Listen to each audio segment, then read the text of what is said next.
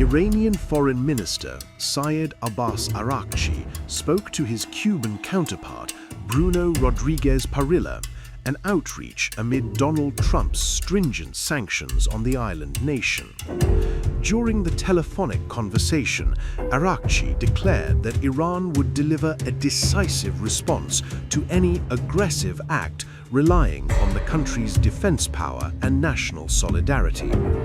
According to Iran-based Press TV, Araghchi said, and I quote, "Relying on its defensive capabilities and the support of the Iranian nation, the Islamic Republic defends the country's national sovereignty and territorial integrity within the framework of the inherent right to legitimate self-defense and will respond decisively to any aggressive act." Cuba's Foreign Minister, Bruno Rodriguez Parilla, strongly condemned the US-Israeli strikes on Iran, stressing the need for respecting national sovereignty of the countries. The two foreign ministers' meet comes amid Donald Trump hinting that he would turn to Cuba next after Iran. Marco, you've been doing a fantastic job. And you've been doing a fantastic job on a place called Cuba.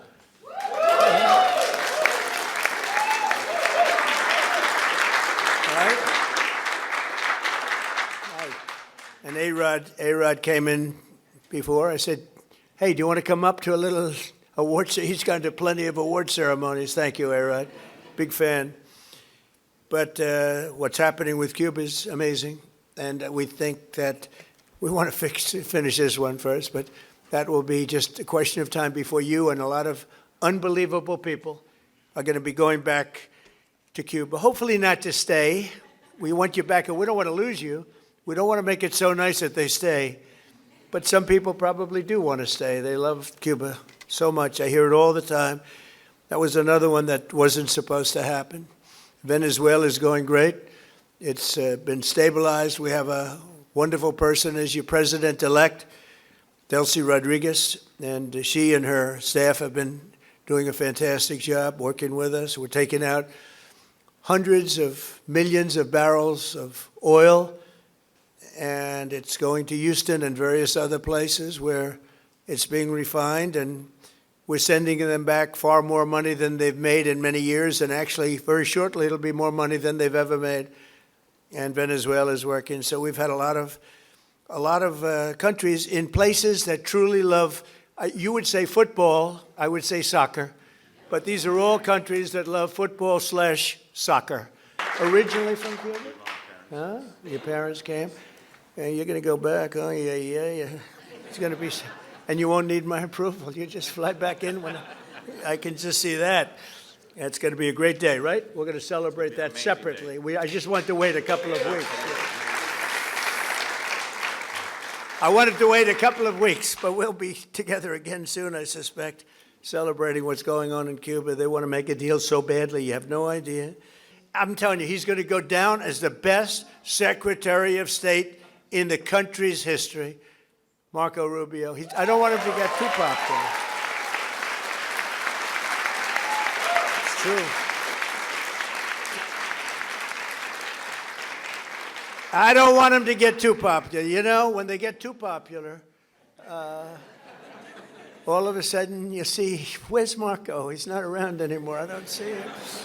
He's doing some job, and your next one is going to be, we want to do that special Cuba. He's waiting, but he says, let's get this one finished first. We could do them all at the same time, but bad things happen. If you watch countries over the years, you do them all too fast, bad things happen. We're not going to let anything bad happen to this country. Cuba has long struggled with an aging electric grid and intermittent fuel supplies, but the crisis has deepened in recent months and associated. Perhaps things aren't in our government's hands, but in others. Our problems are enormous, but we really have to keep going and wait to see if one day they send us some improvement for this town, because we really need it. Press report stated. Iran has unleashed its biggest retaliatory action on US and Israel as the war in the Middle East escalates. Iranian President Masoud Pezeshkian indicated that some nations were talking about mediation efforts to end the war.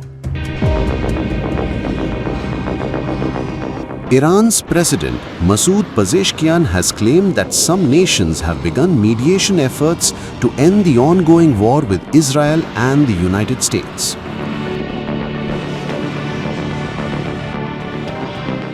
Pezeshkian said, and I quote, "Some countries have begun mediation efforts.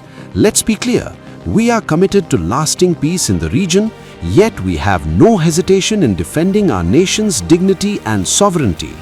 Mediation should address those who underestimated the Iranian people and ignited this conflict." Qatar, Turkey, Egypt and Oman have offered to mediate at some point since the United States and Israel launched joint strikes on Iran last Saturday. If common sense and sound judgment do not prevail, and if no room is made for diplomacy, our region faces the grave risk of being dragged into a devastating ring of fire. This must not be permitted, for the war not to escalate further, for no more blood to be shed, and God forbid for our region not to experience even greater suffering. All actors, especially the Islamic world, must take urgent action. As the Republic of Turkey, just as we have consistently done from the very first day, regarding the calm and peaceful resolution of all issues, whatever duties fall upon our shoulders, we are fulfilling and will continue to fulfill them. However, Iran has said that it did not request with Washington, D.C. to stop the war. I do not anticipate that there will be a significant amount of delay. We have, as of now, already commenced the meetings for this provisional committee. They have held, I believe, somewhere in the range of 3 to 4 meetings up to this point, specifically to deliberate on the crucial matter of the elections for selecting the new supreme leader.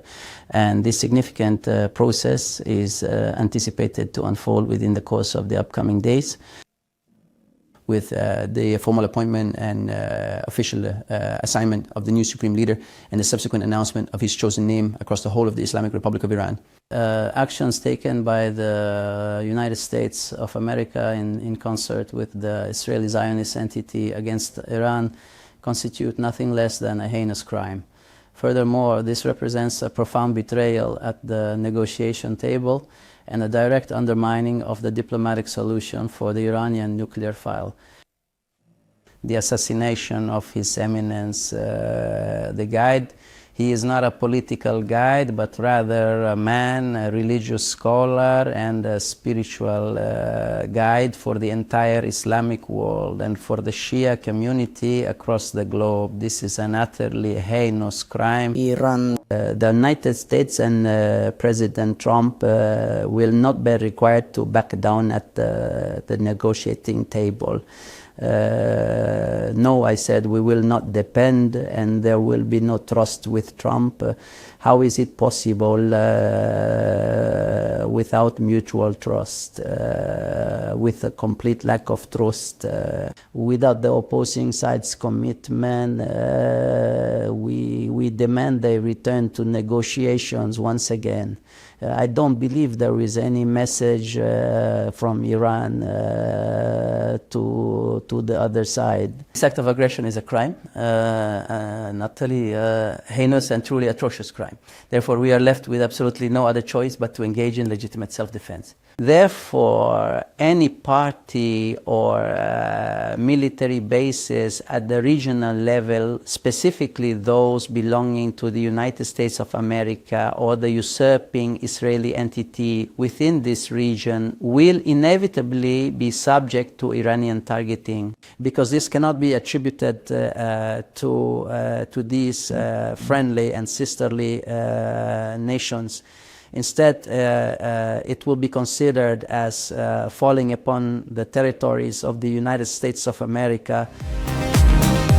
Iran has already declared that US and Israeli military installations would face more Iranian missile and drone attacks.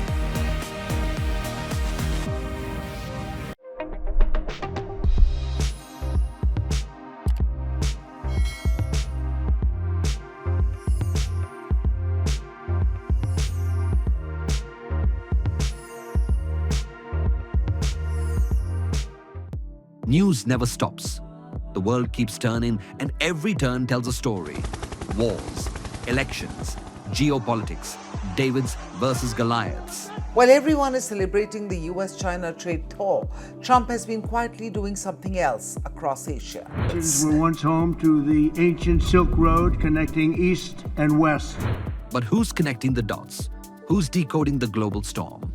Welcome to Times of India videos. You're watching a special edition of Global Pulse with me, Neha Khanna. בהנחיה שלי ושל שר הביטחון ישראל כץ. Durante este año, We decode the shifting grains of geopolitics to you. From Washington to Wuhan. Встановлені домовленості і сьогодні підписуються. Everything, everywhere, all at once. Just 2 years ago, Canada was one of the most popular countries for Indian students. From Davos to Delhi, we track the decisions that move markets, shift policies, and shape the future. No jargon, no bias, just clear, credible, global journalism.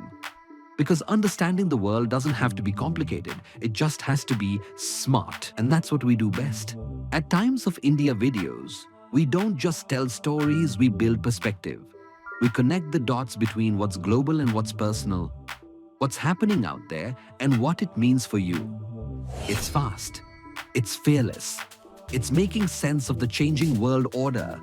Times of India videos. Because your worldview is just a tap away.